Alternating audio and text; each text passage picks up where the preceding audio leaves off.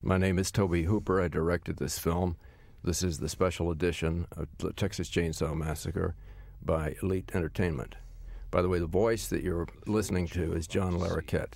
Is an account of the tragedy which befell. And I'm Gunnar Hansen. I was Leatherface. I'm Daniel Pearl. I was the director of photography on the film, and this is the first time the three of us have been together since we finished the picture. Had they lived very, very long lives. Now, John, 23 years ago, whatever it was, I wanted this narrative to sound like Orson Welles, so I asked John Larroquette to do his best at Orson Welles. Still sounds like John Larroquette. One of the most bizarre crimes in the annals of American The biggest shock I had when this film came out was that you ruined the title. Because you remember the title on the script was Leatherface, and I really thought this was my great chance to be immortal. And then I saw this title, and I thought, oh, my God, what have they done to this movie? I remember Toby mentioned he's going to change the title right near the end of the picture, and we were pretty disappointed because we were used to shooting under the title of Leatherface, but, time's shown us it was a good idea. Well, it's certainly better than the idea of the other alternate title, which I believe was Head Cheese. Yeah, Head Cheese. That was the original title. Yeah. Right, this sequence is meant to give you a piece of the puzzle that you're about to assimilate and to kind of freak you out a little bit and give you some disturbing, foreboding clues as to what you're about to see. I remember when Toby was talking about shooting this sequence and the absence of any light at all, having no light at all on it, just struck me as as odd, and that to be no light at all in the scene, come and go out of complete blackness, but it works that way. And, cinematographers, we always want to have something lit, and it's not always necessary, because you can see it's very effective the way it is.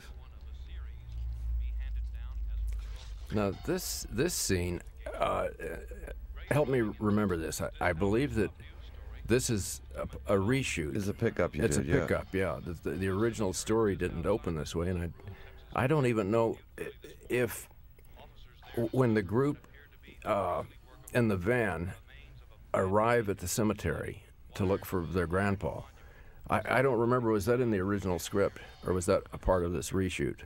The scene where they arrive, the group arriving at the cemetery the first time, was part of the script and something that we shot in the principal of photography. After I got over my extreme disappointment over the change in the title, I remember being very surprised to see all this because, of course, I wasn't in on any of that discussion. So the whole beginning of the movie seemed so different from what I was expecting when it came out. Yeah, by the time the film was finished, Gunnar, I didn't know what you looked like. By the time I was finished filming, I didn't either. I had a pretty clear image of what you looked like, though. Yeah. We did have, I remember long debates about whether to ever reveal your identity on screen or not, and we came close to shooting it one night. Did we actually shoot it, or? No, I don't think we did. What we shot was making himself up, right? I think. That's as close as we got, but there was a lot of, I remember you and thinking about it for a long time about whether you actually would ever show him or not, or... Yeah. I'm really glad he didn't. I mean, I think that was the real power of the character. It's like Darth Vader exposed. Exactly.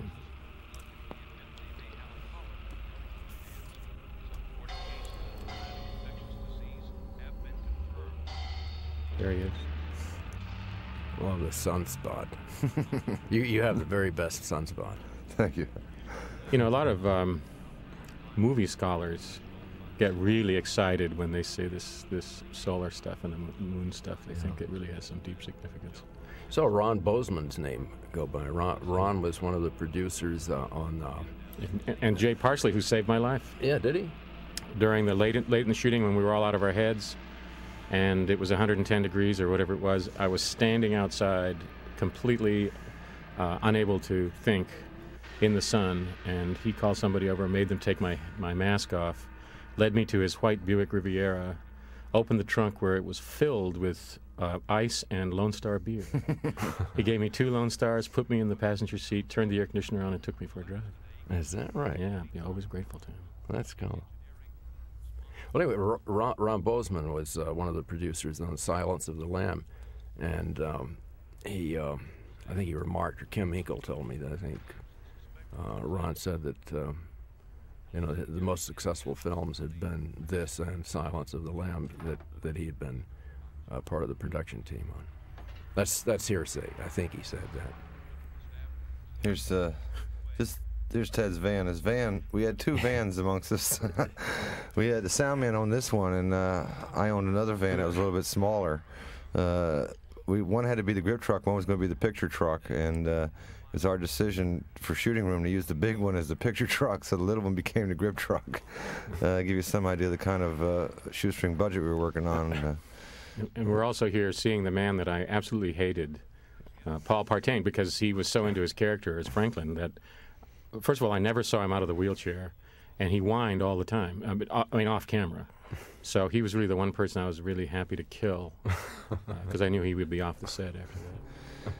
Toby, Jim Franklin, was a friend of ours, told me some years later that the part Franklin was intended for him originally. Is that true? That's true. That's true. The part was named after him, and I've forgotten what happened. I asked him, he couldn't do it, or something. I'm not sure why Jim Franklin didn't do the picture. Paul Partain, by the way, did an excellent job. Yeah. He called me out of the blue last winter. I hadn't talked to him since the day he died. And we had nothing to say to each other. I guess not, yes. What can you say to a dead man? Right. Now, I checked along the way with the MPAA. This film was made when there was a G rating, a PG, and an R. And I wanted to get a PG, and at least this was the dialogue with the MPAA. So we agreed that, kind of in theory, that we may get a PG if there is no blood shown, and of course it depends on how effective the film was. But so there isn't really that much blood in this film. I mean, people have images of this film, and immediately they say blood. But as you watch the film, notice, I think there's probably about 2 ounces. That was John Henry Falk, by the way, isn't it? Yeah, John Henry Falk. Yeah. Well, it's interesting about the business with the blood, because a year and a half ago, a fellow came up to me and said, "This movie has the best special effects I've ever seen in a film. Why can't they do them like this?" And I said, well, the reason is because there aren't any. And he said, no, absolutely not. I saw all this happen. And he was just absolutely convinced that you had put it all in. Yeah, I've heard that as well. I mean, people have argued with me that this film is bloody. You know what I like about that was the way you cut that when he's taking a breath. Here. I don't mean to be contrary, but I know how much blood was made. Yeah.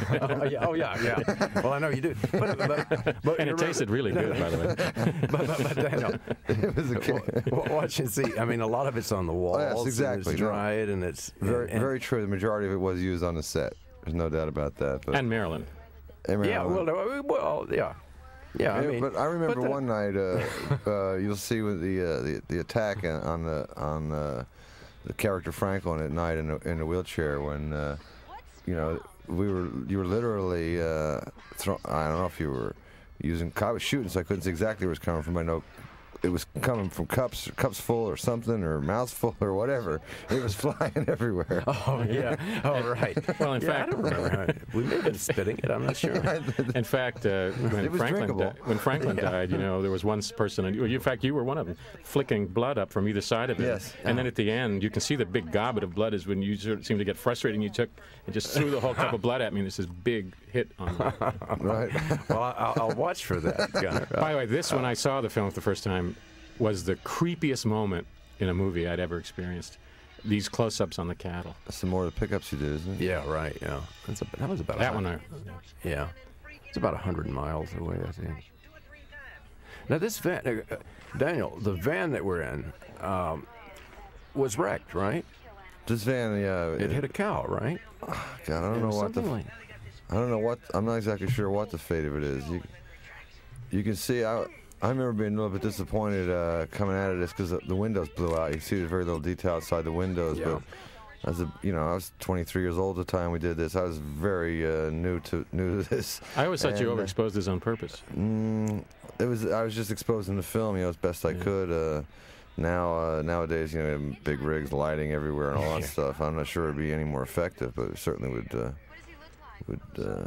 to a lot greater lengths than we did. Yeah, it burned out on us. I mean, we could have. People have asked me, why didn't we shoot this poor man's, while it's standing still? Right. But well, we didn't know it was going to burn out. Yeah, no, we didn't know it was going to. But actually driving the car and that heat really helped. It helped the performance. It was But the way hard it was, on us, This is a great shot. I remember when you came to me and said, "This is going to get this wide shot. Just run this car really small down across the bottom of the frames. Really yeah, nice composition."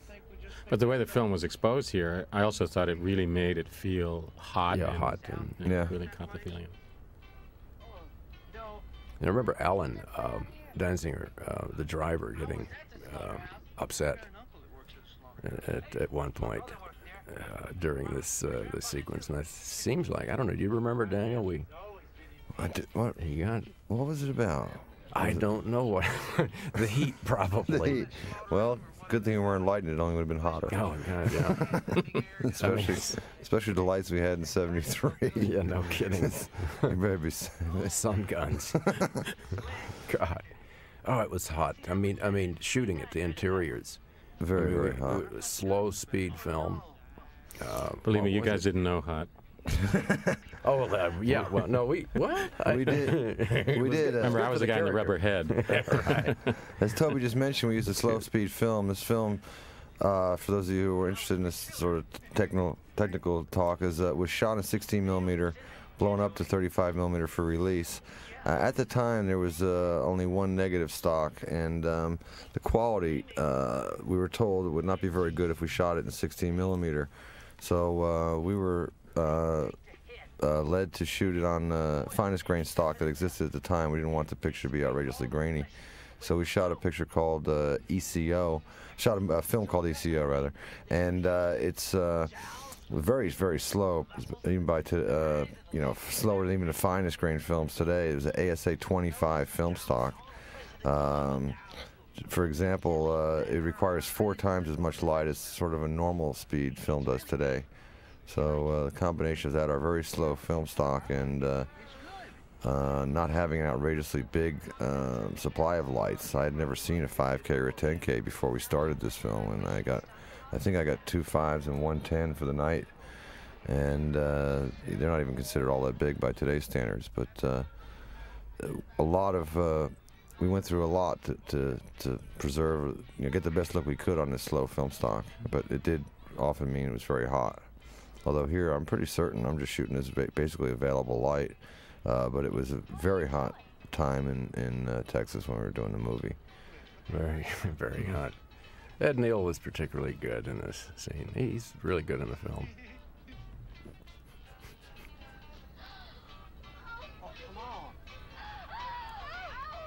Ouch. I remember watching Ed play this scene, and I think I'd never quite seen anything like this. We started with this, didn't we? I mean, the film was pretty much shot in sequence. I think we did, yeah. I think it was shot almost in sequence.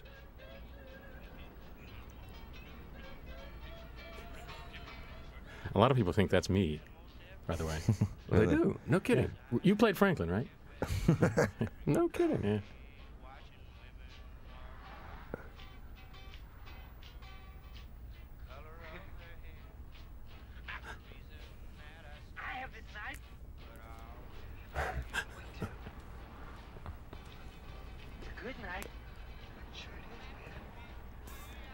Well, I'm kind of watching the movie now. I apologize. I kind of, this. I don't know. How long did we stay out in this van and shoot? Was it a day or 2 days, or did we pick it up in pieces, or? I don't know, Gunnar. You may know better. You probably, since you weren't involved with these scenes, you might have been getting status reports on us. We were just in the thick of it. I'm sure it was about 2 days at least.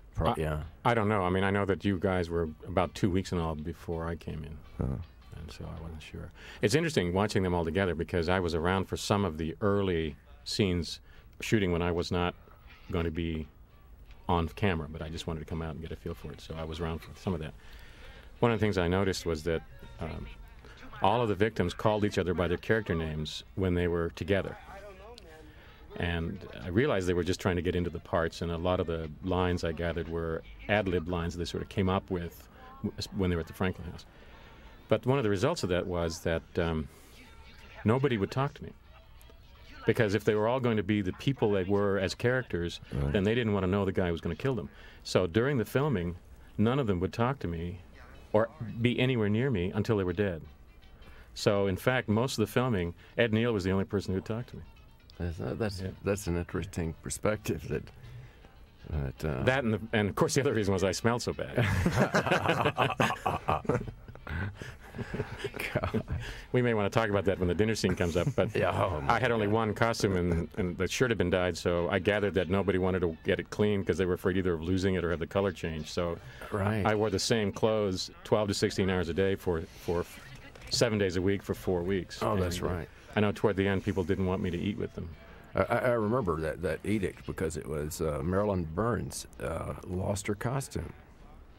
She had, I think we had triples maybe, and either 2 pair got lost or 1 or something. We had to try to replace the sweater, and I'm not sure exactly how we had achieved that. Because we'd bought the whole stock of that particular line. Well, there was one off for me, including my boots, which you borrowed. Yeah. You said, "Let me borrow these boots. I think we should put new soles on them." And when I got them back, they had 3-inch heels on them. Is that? Yeah. So I'm really 5'2", by the way, when you see.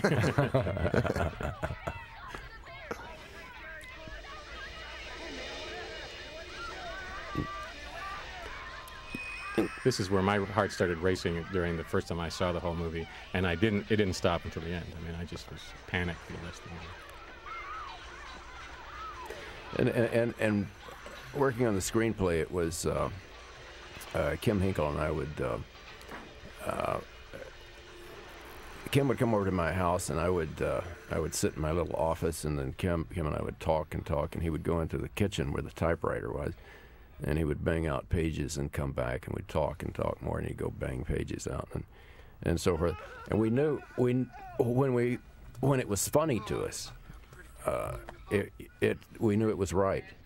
And there's dark humor in this. I mean, this maybe seems so obvious now, it's silly to say, but the first 8 years after the first release of Chainsaw, people did not see the humor.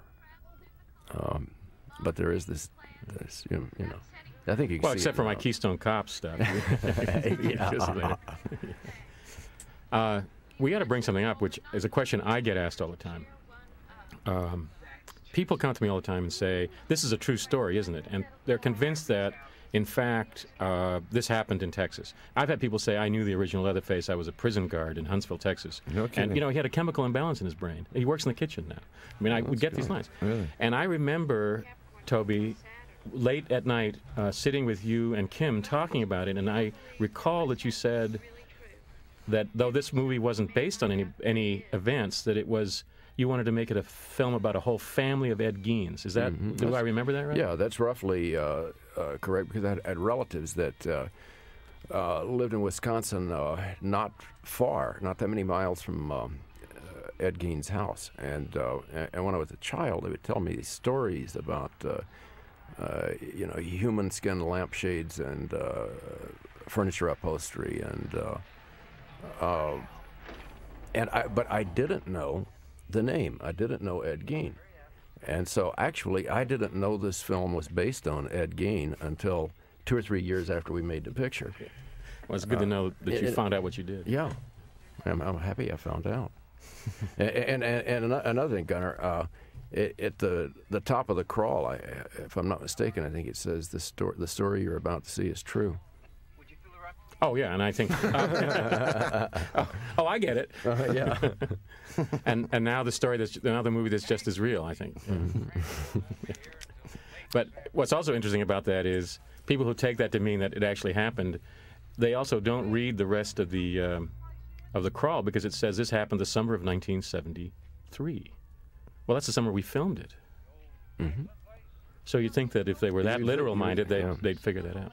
Now, I happened to be here for this scene. This was one of the days I drove out to watch. And I thought this guy doing the windows was wonderful. He was a friend of Marilyn's. Yeah, he was, yes. Robert Corton. He did a very good job with this. Good guy.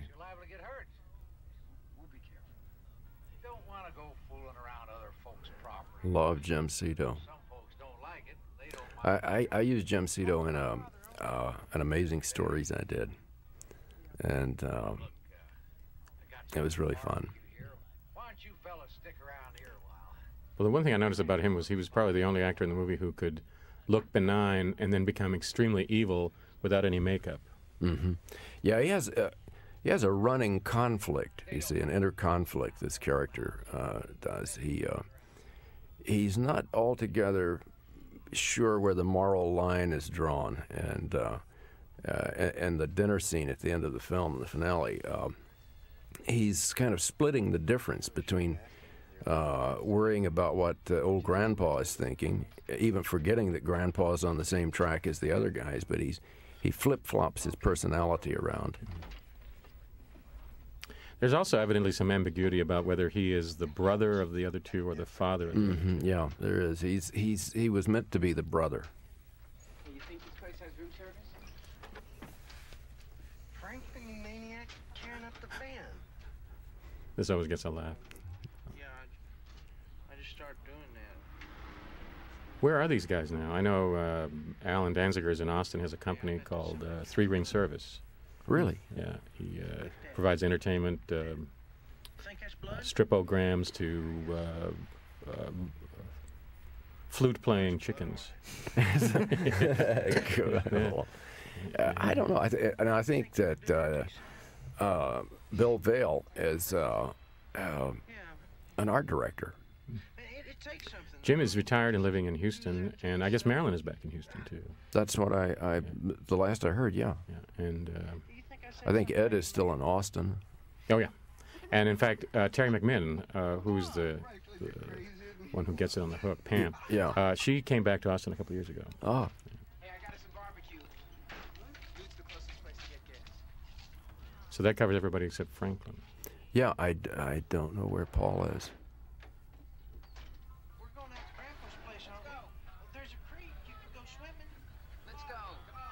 Come on, Sally. We're going out to Grandpa's place. Let's go. What do we have, Daniel? About 40 feet of track? We did. We had, we had a really good track system, rigid with a flatbed dolly that we put on it and work off the sticks and a hi-hat. But it was a really good system for us. You didn't have a lot of track, though. I remember there's a scene in here. I think it's the one where you rolled under the swing. Mm-hmm. Didn't you have a couple of guys crawling forward and setting track in front of you? That one, I don't think we did that on that one because we were so low. I don't think they could have ever gotten in there to flip it, but we may have been flipping it in a couple other situations. I remember something where that was going on. Yeah, that going under the swing, they had to lift the swing just as Daniel got under it. I remember that scene, which is coming up in a little bit. That under the swing scene stands out in my mind. One of the most graphic memories I have of the whole shoot. Yeah, we'll talk about it when we get down there because that's a really good scene. Because we'll talk about it later. But there was other coverage shot, and I know it freaked you out. And I didn't use any of it. We'll save it. You were right. And I have a memory of twice when you got very freaked out too. That we can talk about. Me freaked out? Well, people say when they watch this movie, "Gee, wasn't it scary doing it?" And I would always remember that the only person who ever saw the movie, as the audience would see it, was you. Yes, before video assist. Yeah. It's hard to even remember what it's like when you're the only guy seeing it. Now I remember somebody's.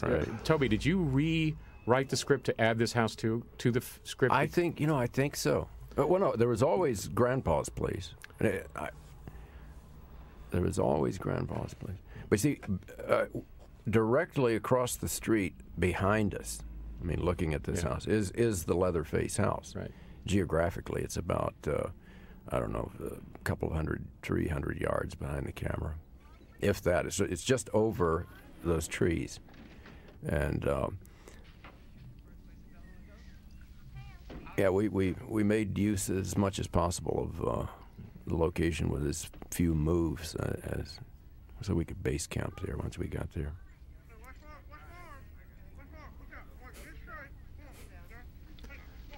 What a tiresome guy.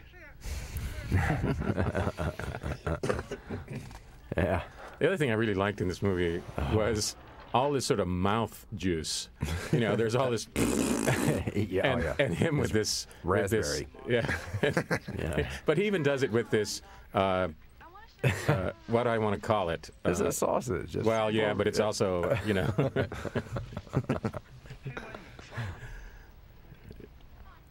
I don't know what the limitations here are about the diction. Oh man, it's an R-rated film. Yeah. Oh, so it really is somebody's dick. No, no. And then he starts spitting. Well, you know, it may have been. Just tell people that you intended it that way. It was no accident. Now, I was here for this, and I remember being way far away and hearing them giggling and laughing in the background, being so jealous that I couldn't be part of this group. Oh, really? So you did play Franklin? Yeah. Yeah, I remember I got the kind of laughter, and we shot the sound from down below, but it's really the kind of laughter that would piss anyone off, really, I think. I mean, they're having a good time, and he definitely is not downstairs.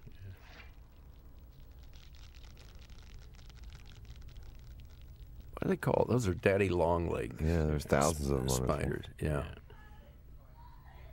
Must be really difficult to get the set dressed with all those spiders. Well, no, you know, we shot. You know, we shot around the spiders being there. We found the spiders, I think, on a location recce, and came back, and they were still there. And we came back again, they were still there, and so we worked it into the script or into the photo play.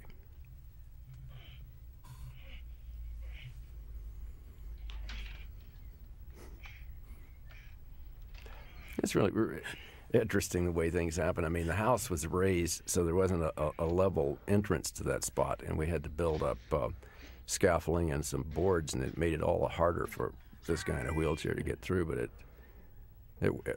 it's great. It works. Yeah, it made me feel good to see him struggle. Oh, I bet it did. I bet it did. Now.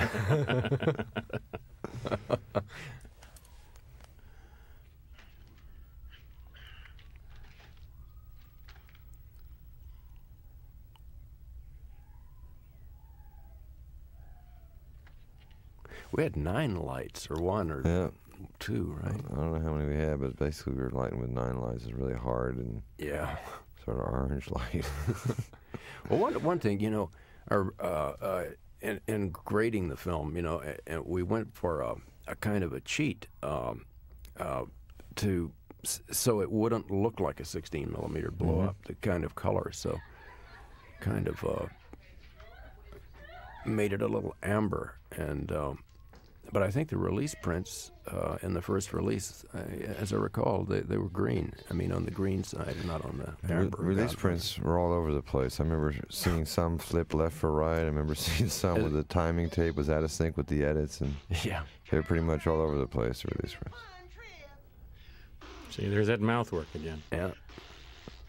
Well, I see. The raspberry was important, I remember.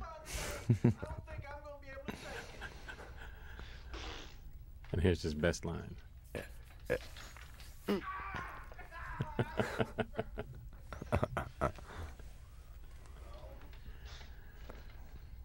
Yeah, like there he goes. Hey man, watch out for snakes. Hey Franklin. Hey Franklin, what's wrong? Didn't you say there's a swimming hole around here? Yeah. Well, Pam and I'd like to go swimming, man. There used to be a trail down between those 2 old sheds. Come on, we'll find it. Are Jerry and Sally going? No, we'll see you in an hour or so. Yeah. We'll see you in about an hour or so. Now this we had, one of these we had to reshoot because the first week of shooting, I remember, we had a 10 millimeter lens that was bad. Yes. And we had to come back and reshoot. You did grab something. a few of these shots again. Yeah. Well, you had actually planned on a much shorter shoot, as I remember, because I remember my contract was for 2 weeks, and I shot for 4. And I kept thinking, the way the contract is written, you don't have to pay me anything. And then you paid me for the extra 2 weeks, but so I had the impression that you'd planned to actually make the shoot much shorter than it was. Is that true? I don't think so. I mean, I don't know. I know this was a fluke the first week of shooting because of a bad lens, and there was a sequence. Actually, it's coming up after this. There's a sequence that we shot that I just didn't like, and I mean, the sequence didn't play, and it was these two walk into the woods. They find a shredded tent and a watch with a nail through it, and it didn't look right, and it didn't play right. There's something wrong with the scene, and so you'll see how we fixed it by cutting that scene out.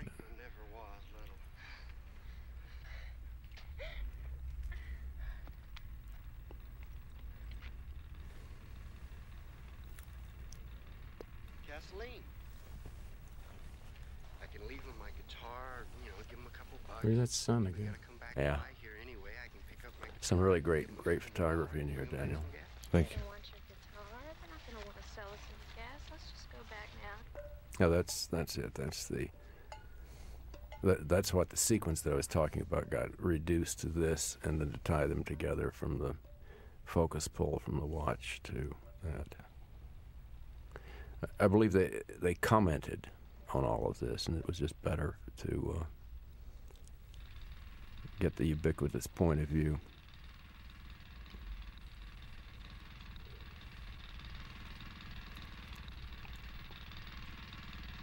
Whose cars were these?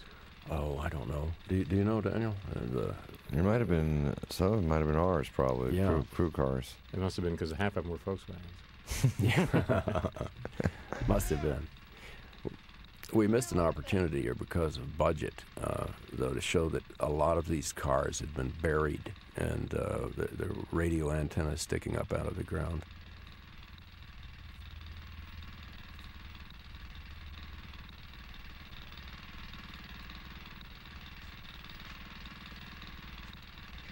It was an excellent location you found for us with, the house and all this land around it.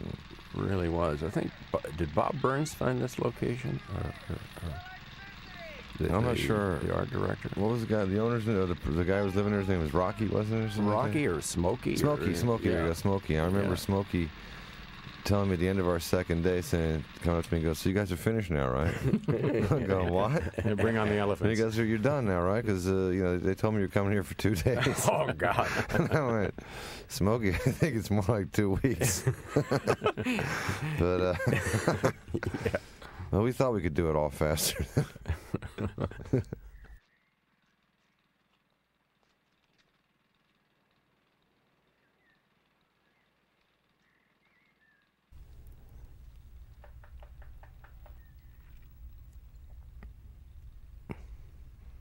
Masterpiece of Burns is here. This railroad tie yard swing. Yeah, no kidding. I remember whenever I'd see Burns, he'd be ecstatic because he'd found a dead cow somewhere, and he was figuring out how to get it onto a truck. That's right. Robert kind of coveted that armadillo. And he did this. He put the filling in the teeth. Someone, or did he, or was it Dorothy? Well, somebody got a hell of a lot of teeth from some dentist. We actually found a veterinarian who had been throwing all the carcasses in a pile and told us where his pile of pet carcasses was, and we went and rifled all the bones out of that pile. Yeah, and I remember we were going to to try to use some of those carcasses, and she was injecting these things with formaldehyde, and she gave one a really good shot, and the needle went through the poor creature's leg, and she shot herself with the formaldehyde in her leg. This is the scene coming up where I'm on camera first, for the first time, and I was so nervous for this shot. When he falls down from being hit, I was supposed to drag him out of the shot. You damn near killed him. Yeah, I picked him up and threw him into the wall. No, I mean, don't you remember that? I mean, it was a rubber hammer. I mean, the replacement hammer. But I hit him really hard with it. Oh, yeah. Yeah. I mean, but I threw him head first right into the wall inside the little red room. You guys, I wonder he didn't get impaled on those little... There were little pillows there, and you were supposed to just drop. Yeah, cool.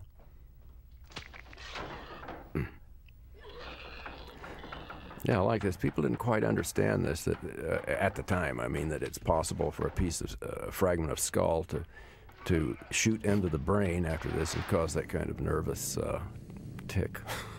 And there's that spike of sound there that... Yeah. Now here comes this is truly the best shot in the film. I think this is just magnificent.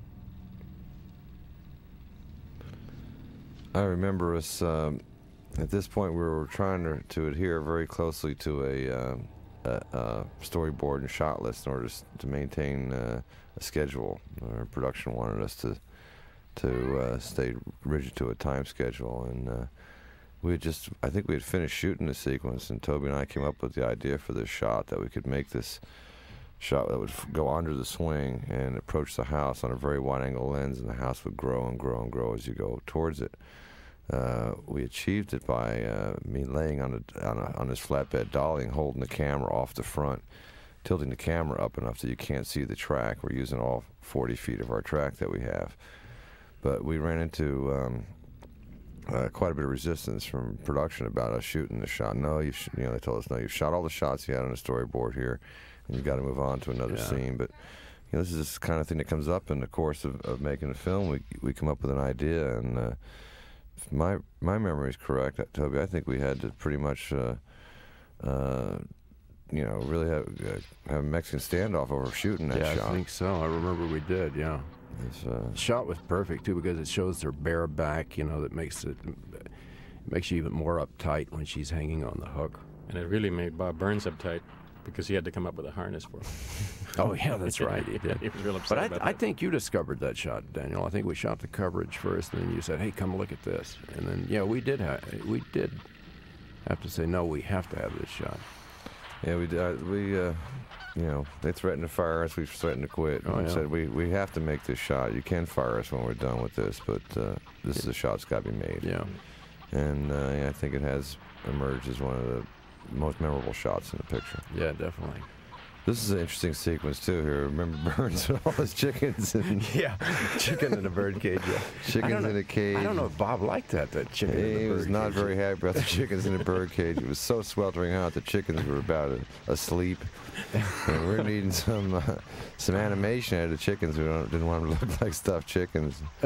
Well, we tried everything. As you'll see later, Toby told me to hit the chicken when I ran by it to liven it up. All right.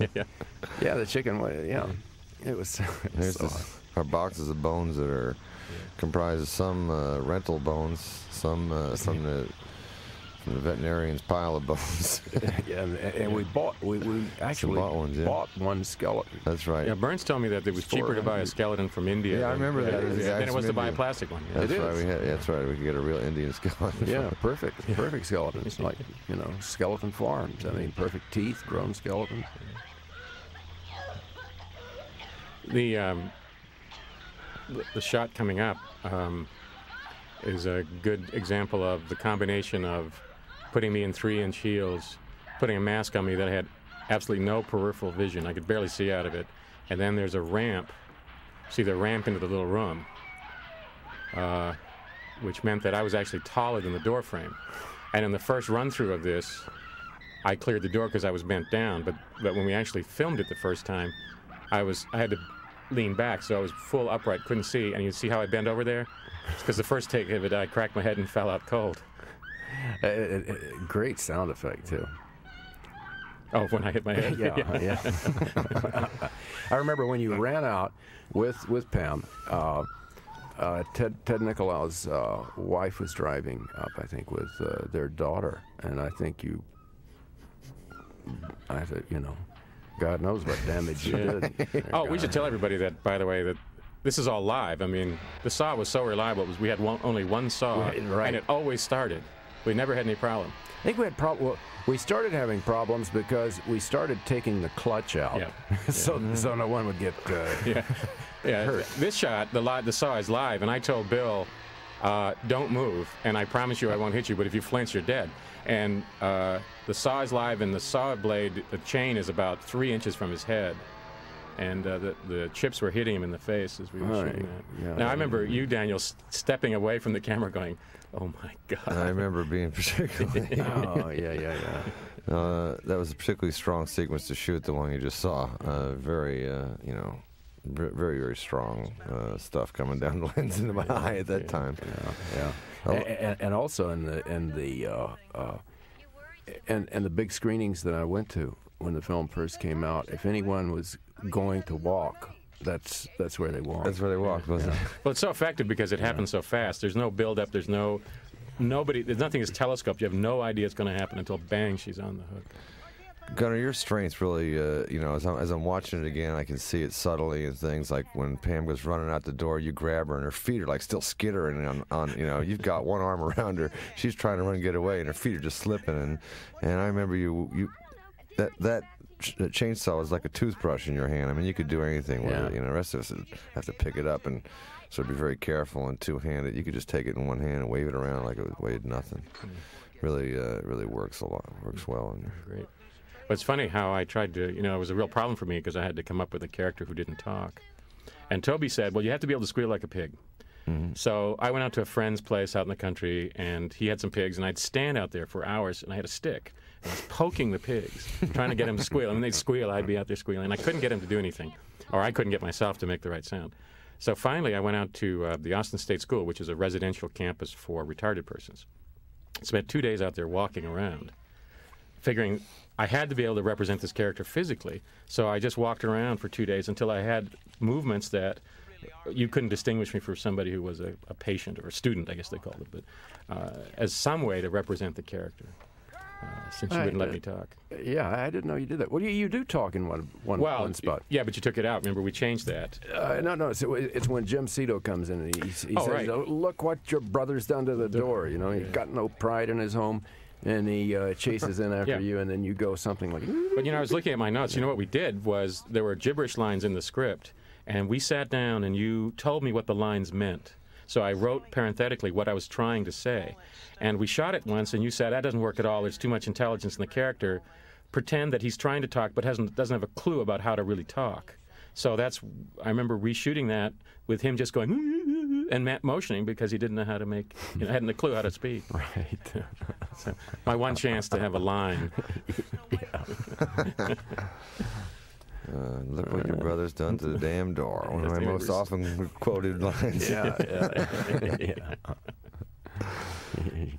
No, you little coon shit. I told you to stay away from that graveyard. And he's whack, whack.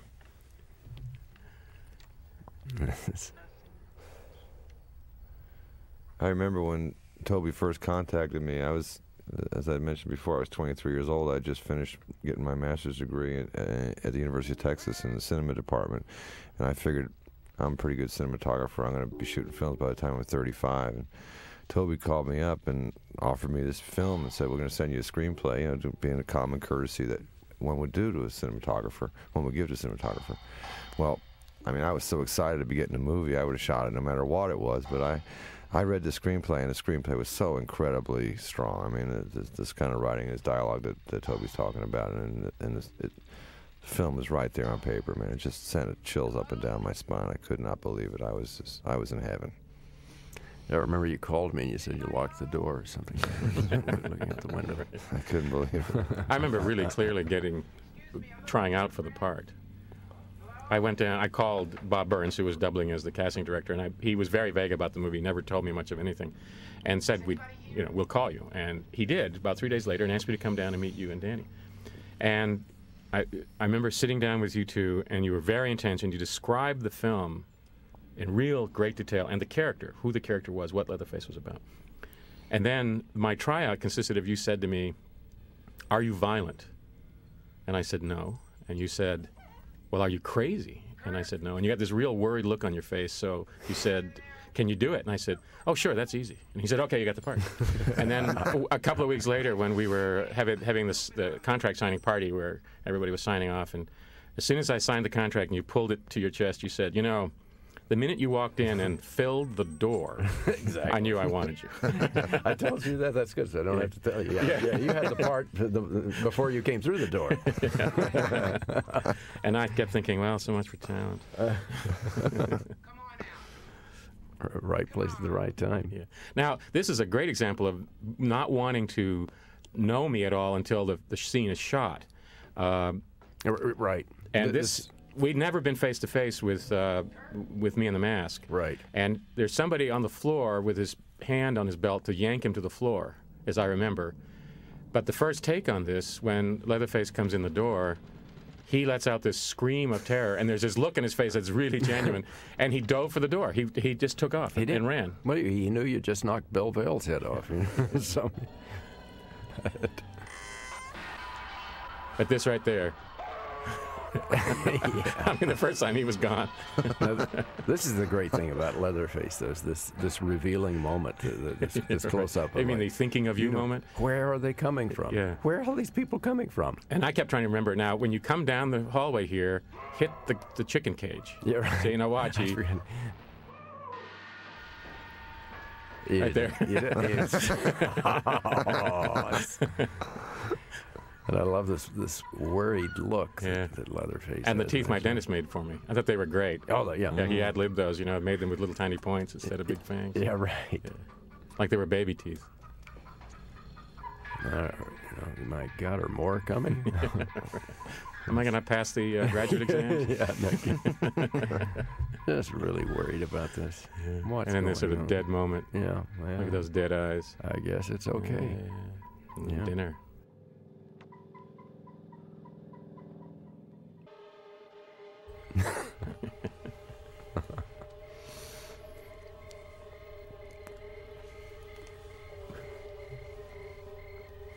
The moon. I remember you sending me out about a week before we started to shoot the picture to get the shot of the moon. I didn't imagine I could possibly. The moon was bright enough to photograph. I went out and overexposed it the first time. There's a white hole. I had to go back again.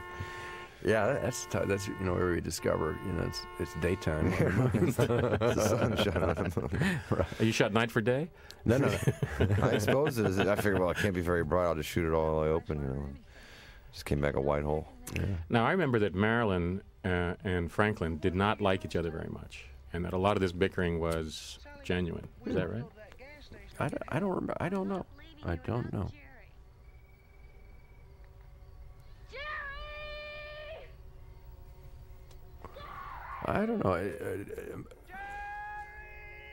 I'm always uncomfortable watching this little sequence. Yeah, this because it's so tense. Mm-hmm. They're so uncomfortable with each other. Editorially, there's an interesting thing that happens in this sequence. When you come out, when you get Franklin, and there's a shot of the flashlight that comes up, then cut to reveal you. So since it isn't in the same shot, it was a cut, in other words, from him to you, making it shocking, maximum shocking, chair jumper style. What I did was I refined it down and cutting it, and then I found out it works best if on the flashlight shot if I remove 4 frames, so that he never quite gets there, because the audience tends to go along like with music that you understand, and can anticipate, so that that fraction of a second difference made a difference. I remember us having a conversation as well about magicians' technique of misdirection and use of misdirection to direct the eye to one side of the frame and have the danger enter frame from the other side, so that by the time you realize there was danger. It was in the middle of the frame, and that I think helps makes this a bit more shocking as well. Yeah. Also, the cutting it in general, I would generally cut not right on action like most editors do, but I would generally cut a beat before the action or a beat just after it, so that it wasn't that continuum, and so you'd get these little chops, subliminal things that was meant to make you uncomfortable. I noticed it in the graveyard scene with the fellow who says, I seen things, and he's lying in the tire. Right at the end, he's coughing, and then he goes, and he starts to take the breath, and you cut the scene before he finishes taking his breath, and that moment makes it really tense when you're waiting for it to finish. Yeah. There's also when you get hit in the head with the wrench. Yeah.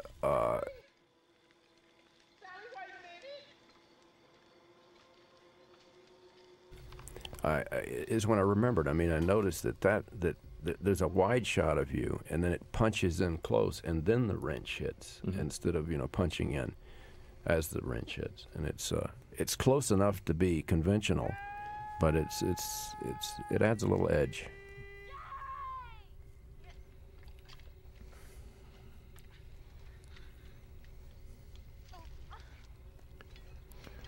I thought you were really clever on this, Toby. What Toby had me do here was light this one 40-foot stretch of dolly track that we had, and then we shot it on many different sizes repeatedly through the night. All this traveling, all of this, the scene that's about to unfold in front of you all takes place on one stretch of dolly track that we were able to shoot off the left side, sometimes off the right side, and just make the most out of our one good setup. Well, all of the woods, I mean, remember, it was probably... was only about 70 feet by if even that 35. Long. Yeah, it was very tiny. And you'd have the scaffolding up. I think we had what'd you have? 2 towers or one, or could we afford two? I think we had 2 towers. I had a 10K on one and 2 5Ks on the other. With blue gel for the nighttime convention, making it between a combination of gelling the light with the blue and the slow stock. It was nothing, next to nothing out there. Yeah, here's.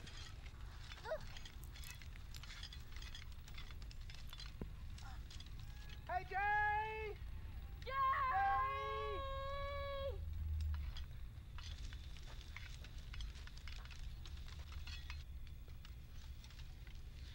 Sally, I hear something. Stop!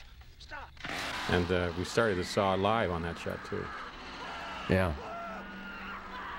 See here, these blood being sprayed up, and sort of being flicked up with your fingertips, and then finally he just threw the whole cup at me. Yes, that's right. It was just off to the side. I'd forgotten. I remember very clearly you and Dorothy were flanking the lens on either side, flicking and throwing blood. Now this chase stuff. Oh yeah. I got to talk about this. Marilyn was extremely slow running, and I always thought that must be why almost never are we in the same frame.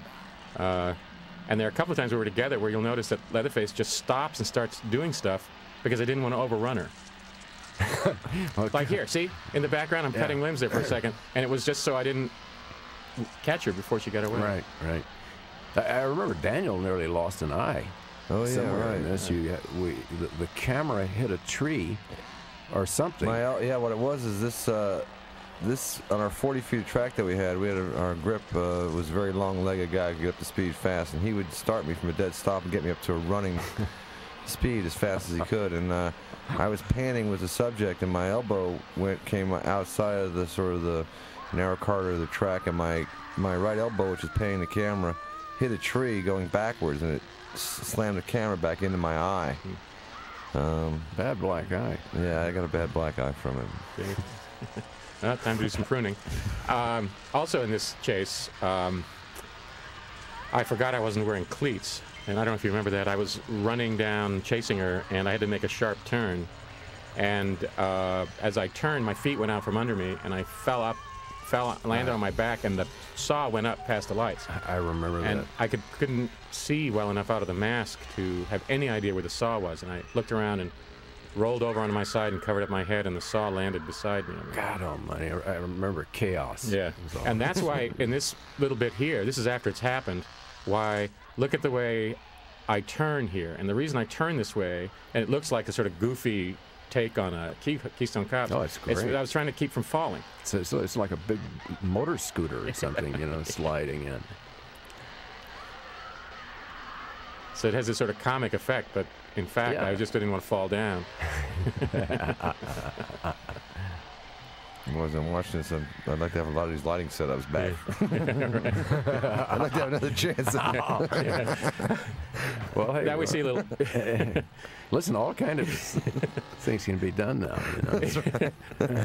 You know this thing about how an actor's supposed to always find his light? You'll notice here when I cut the door, and when I cut, I realized that I could see you, Danny, on the floor.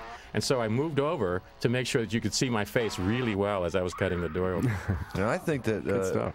was that the sequence where that was just basically the three of us were the only guys working as we were doing this door Yeah. cutting sequence, wasn't it? Yeah. And then you jumped up. I remember you jumped up when I kicked the door, and you jumped up and ran away. We had been working long, and our whole crew had sort of fallen out on us just out of exhaustion and sleeping all over the house. And the three of us was near that. The door cutting was near the end of the sequence, and we had to get it done. We didn't have a choice, so just the three of us making the film at that moment. Yeah. That was the time when, waiting to set that shot up, I was sitting on the porch saying, "Time has no meaning," just chanting that for it felt like several hours. Now, poor Marilyn here. You had a stunt double go out the window and fall 2 feet into a mattress, and then you dropped her off the roof so that the landing looked authentic. Is that what happened? Poor Marilyn, she was so beat up. She was. She really put a lot into it. Yeah. She was totally into it. There's one take coming up when she gets to the gas station, the barbecue station. So look at that turn. Look at that turn. Way. When she breaks through the door in that scene with Jim Cito, we shot that I think 17 times, and. Did you think she was Marilyn Monroe? Is that? No. I mean, she really screwed her knees up, I think. There's a little piece that's missing from the film coming up when, and this is the origin of the dance at the end. When she comes into the parking lot of the barbecue and makes the turn, you told me to come to that corner and stop and just get crazy. And so I started dancing around, twirling with the saw. Right. And then that became, at the end of the film, you said, let's do that again. Yeah. Yeah, I cut it out because it was best to not know if you were outside that door or not. I mean, that's why Jim Cito, when he goes out to the truck, he leaves the door open, and you have Marilyn and then the door, and you. And also, I always felt like you're coming through. You don't want to give it away. That's. I mean, it makes the ending stronger not to see the dancing before. See here, she was so slow. I'm just sort of galumphing behind her. Yeah. I love these long lens shots. Yeah, here's where. Well, the great thing is too. Then when the truck starts up, for a second you think it's the saw. Yeah, that's I. Well, I thought it was the saw. Yeah.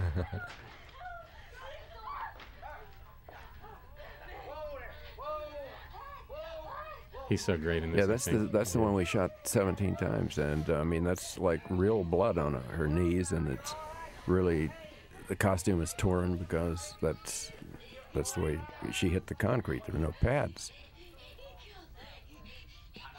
I mean, I'm sure we had that technology back then, but it was just. Would it cost more? Yeah.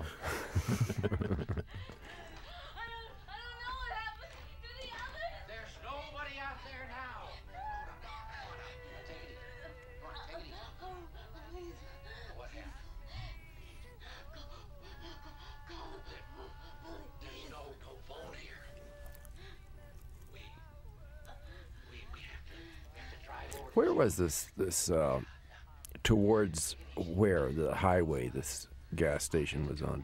Does anybody remember? It was out toward Bastrop, wasn't it? I think, that it was east of town. Yeah, that sounds right.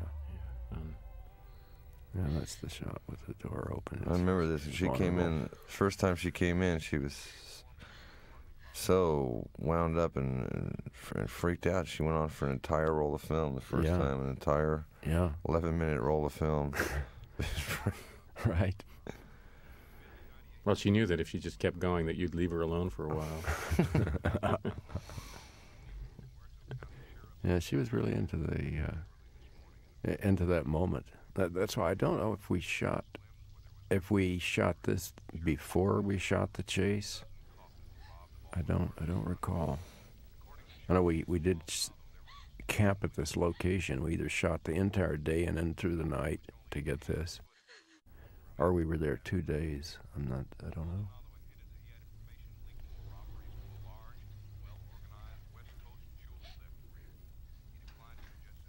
And this is where I think you really see him change.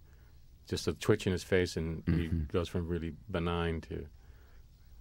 Yeah, he's really great, this skitzing around he does, yeah. And he's gentle with it, too, you know. It's like toward the end, you know, when he said, oh, my grandpa's the best killer that ever was. It won't hurt a bit now. That's right. He could have killed more if the hook and pull gang had got the bees out of the way sooner or faster. That's right. Like that. There's just some things a man's got to do, but you don't have to like it. I think that's his other one. Right. this brooming. This is excellent. God, poor Marilyn. I know. God, Marilyn got some dings and bings. I think we lost Marilyn for a day or two after the scene, didn't we? She was pretty well beat up. I don't know. Not so much from the brooming as much as the running in and falling down. She just had gotten exhausted. Yeah, I don't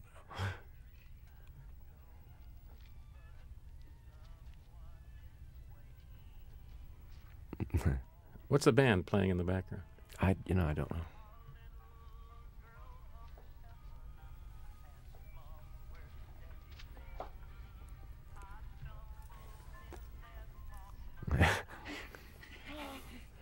I don't know how she consented to that. So, I mean, because the rag had been everywhere. I mean, we were walking on that damn thing. Well, there's a lot of, as they say, subtext.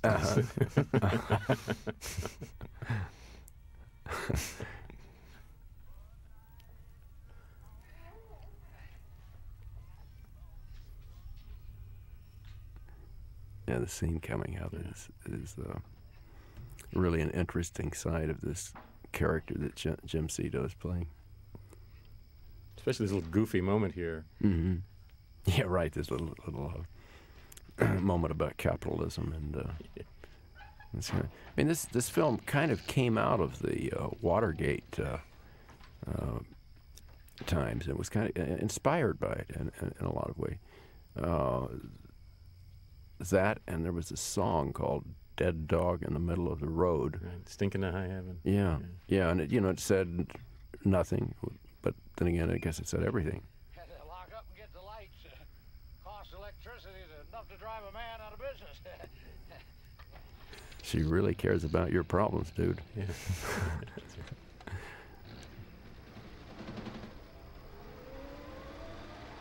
So you mean this film is really not about the breakdown of the American family?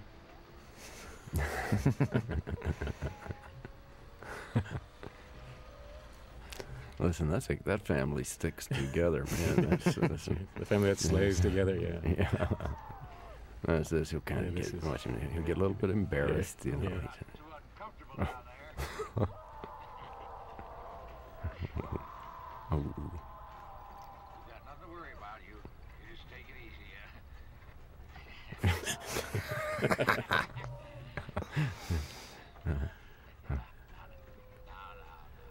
And he means it too.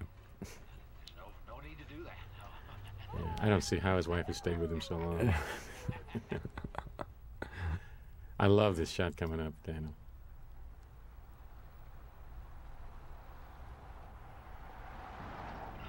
The one where when he sees the hitchhiker. The hitchhiker, yeah. Well, it's interesting that What you had a couple of little quartz lights on. Someone was running cable because the headlights were illuminating. Right, we had rigged two 1Ks on the bumper in the place of the headlights to try and actually worked out very well for us. We got this point of view and the shot that's going to be looking from the house back out of the car. Yeah. Out of the setup. It worked really nicely. It was, What?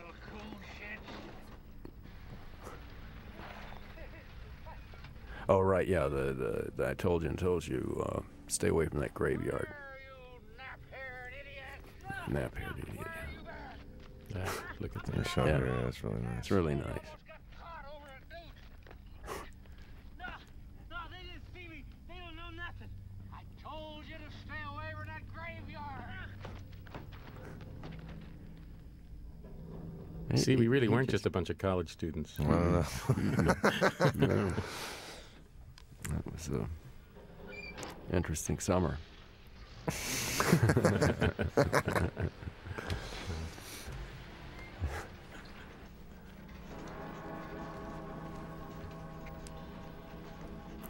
Well, with that 25 ASA, this was really amazing. That was...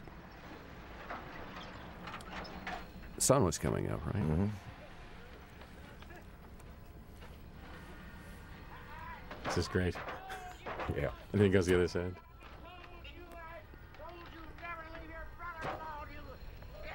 Get her there and get that girl out of the car. Get her out of there, Curry. Get her out of there. Brother didn't let any of those kids get away. Now, I actually the door you had up there for cutting, of course, was an extra door you added, but I actually cut into the door frame, I remember, and damaged the door frame. I kept thinking the owner's not going to like this. Now, here is Leatherface in his new getup as the grandma. I think a lot of people don't know that Leatherface actually has 3 different masks he wears in the movie. And you told me that the whole idea is that the mask is because he really has nothing inside. I mean, the mask is the personality. So he changes faces depending on what he's trying to do.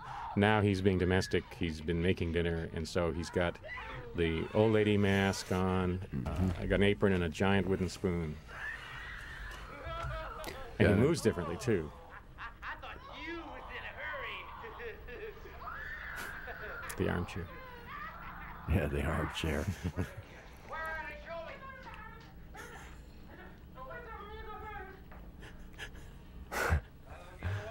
My voice changed after this. Yippee.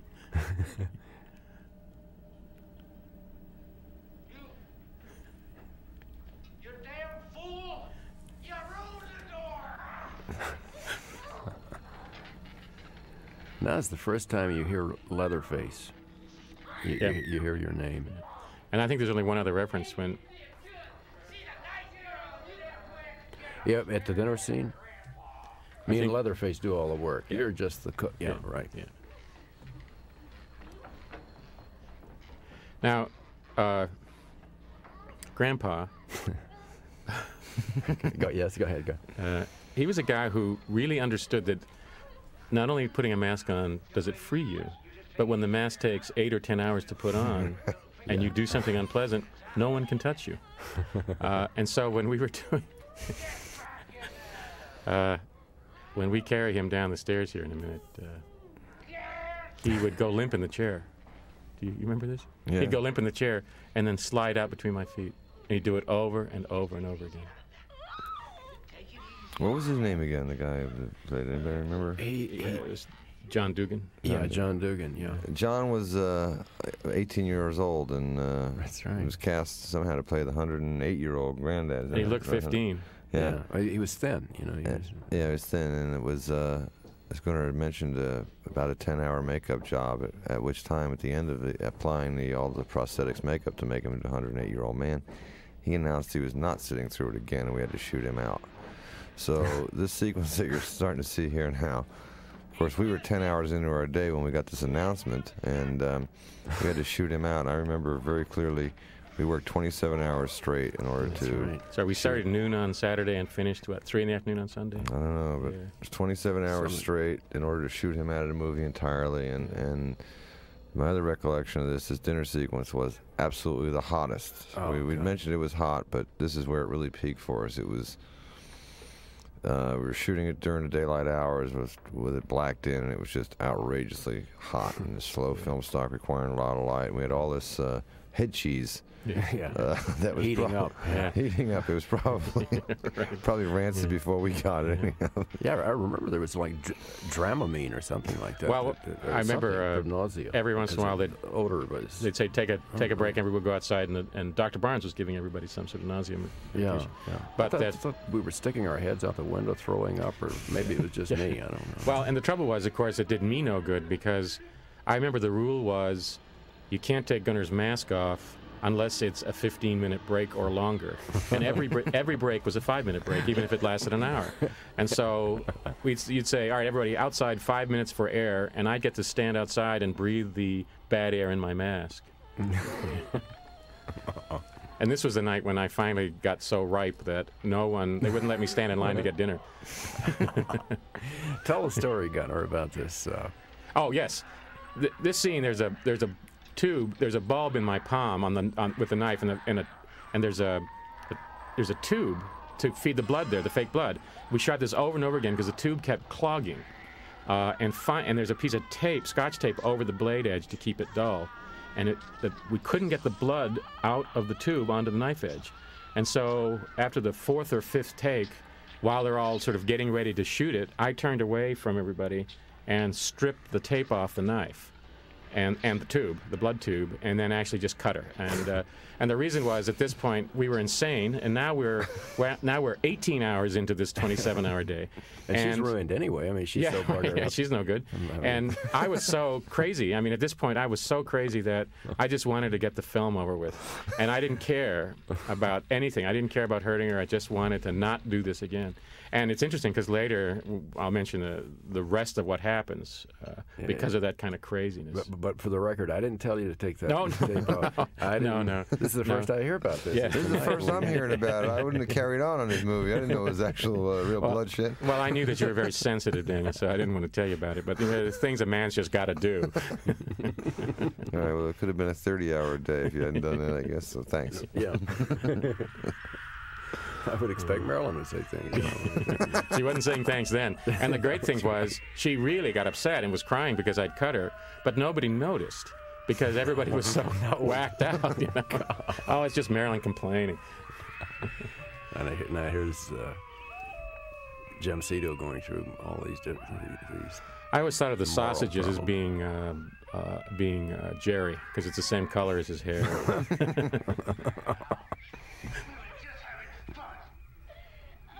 You see, now Leatherface has a different face. Come to dinner. Putting the makeup on. I remember everyone freaking out when I dipped into the makeup and smeared it all over. And then, and there's a little piece in here that didn't make it into the final film, which is, you remember, I actually get up and walk out of the room and put more makeup on. You have a little shaving stand with a mirror, and so I think if you look really closely, the makeup on the face changes from the beginning of the scene to the end. Although it's pretty because extreme. during that you made yourself up again.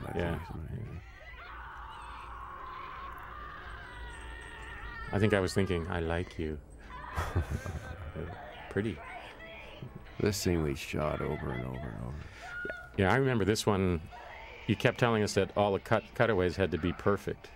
So it seemed like we shot it 20 times or 25 times. Yeah, and I think, as usual, I think go through the entire... You went through the whole scene? The whole scene, yeah.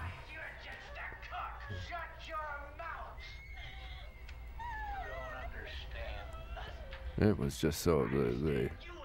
This is where we were... Were we tented in here? Or was yes, we're tented in at this point. It's really hot. It was just a nightmare. Yeah. I remember that you would occasionally switch out the head cheese for so-called fresh head cheese, which had been sitting in the other room at 100 degrees versus 125. Right. Except for the chicken, which you couldn't switch out. There was the chicken art there in the foreground. Now that is not the same chicken as the one that was in the cage. I don't think. But that prop did arrive late. Yeah. So, right after we had that. I mean, actually, I just thought of that. That's chilling.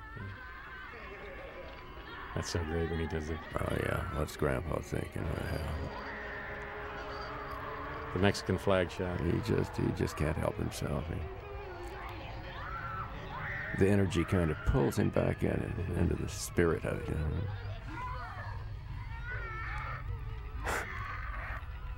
And this is when we really are like this. I mean, I think this is the one scene there's really no acting going on, where we're all crazed now. Yeah. Because I get asked, how can you do a film like this? How could you be this monster? And I say, well, you're not the character you're playing. You know, you're separate, and you do it, and you present the physical presence of the character, but you're not the character. But in this scene, coming up a little bit, I think I certainly lost any sense that I was play acting. Maybe play acting isn't the right word. And I just lost any sense of that, and I really thought I was trying to kill her. I did, and I jumped up at one point when the hitchhiker yells, "Kill the bitch." And I thought, kill the bitch, yes, kill her. And I jumped at her because that's what I thought I was supposed to do. And then they had this flash of, wait a minute, this is a movie. It was like, this was all in that 27-hour thing. And it was just, we were living it. And while you guys are up discussing the lights for a shot, I remember Dottie saying, this is purgatory. Yeah, I know.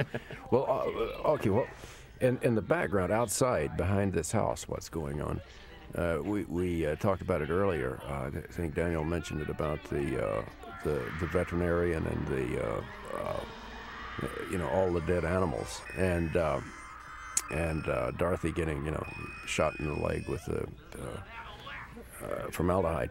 But anyway, so I said, we have to get rid of these. We just have to get rid of them, and so someone stacked them like logs, and behind this house, poured gasoline over, and set fire to it and walked away like they were going to vanish. And then when we wrapped, I walked out back to this vision of these giant marshmallows roasted. It was just terrible, and the smoke was blowing into the set during that time. Yeah, it was basically the gasoline only burned the fur off of them. Yeah, right. Really horrible. It was really horrible. No, you did that on purpose. No, anything for art. What? What did they have in their minds? This is where we really have lost control. I mean, yeah. I had no perspective. I had no idea that I had a life other than this, and I didn't. My housemate's girlfriend had moved in and was living with us for a month, and I didn't know it during the filming of this movie. Is that right? Yeah, they.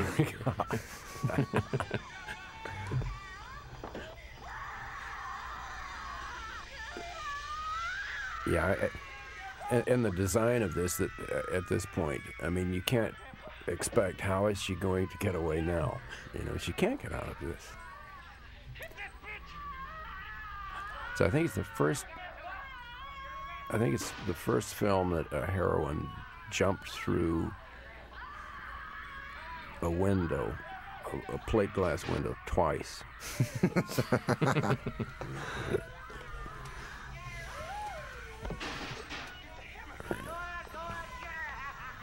He's skitzing off. I'm only going to take. Oh, there's the shot.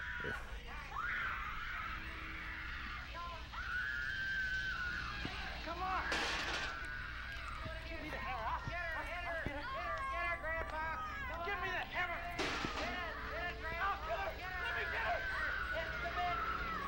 Right there. Yeah. Looks like she's got Ed pretty good. Okay, now here comes of course, this sequence. Remember, Daniel, we had to wait for the sun to travel 800 or 900 miles to come get clouds. I mean, to get in front of the sun, so all of this could be graded as early morning. Mm-hmm. And this is where, if you remember, you had the track laid diagonally across the road, and you'd close the road off, and the sheriff came through the flaggers, pulled up within 2 feet of the track, and I think the production manager came up and said, "We have permission to close the road," and he said, "From who?" Yeah. And you said the state police, and he said, "This is my county." You're right. Yeah. Right. Yeah. I think that was Jim Boutwell, famous for during the Charlie Whitman Tower incident of grabbing an airplane, flying around the tower solo, and shooting his pistol at Whitman in the tower.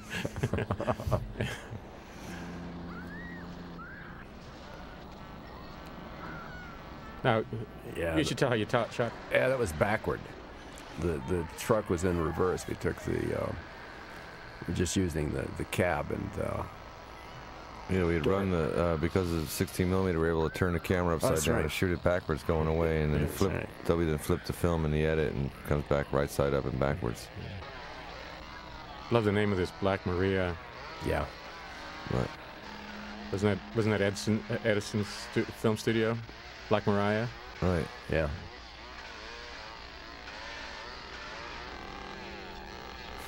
Now, by the way, all during the filming, I'm saying to Toby, "How are we going to shoot this scene where I get hit in the leg?"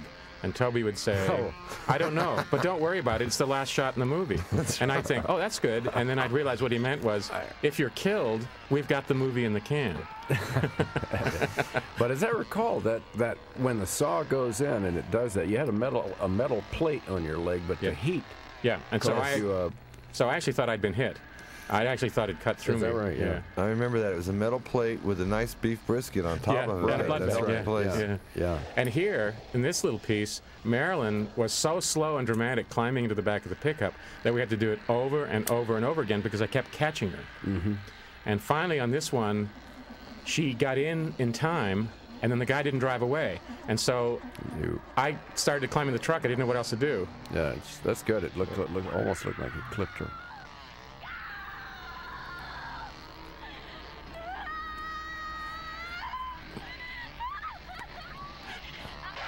Now, this was my favorite thing in the movie because when we were swinging the saw and I could barely see, at one point I looked out and saw through the little tiny eye hole Danny running away because he was trying to avoid being hit. And behind him was Toby with a cigar in his mouth and one of the producers.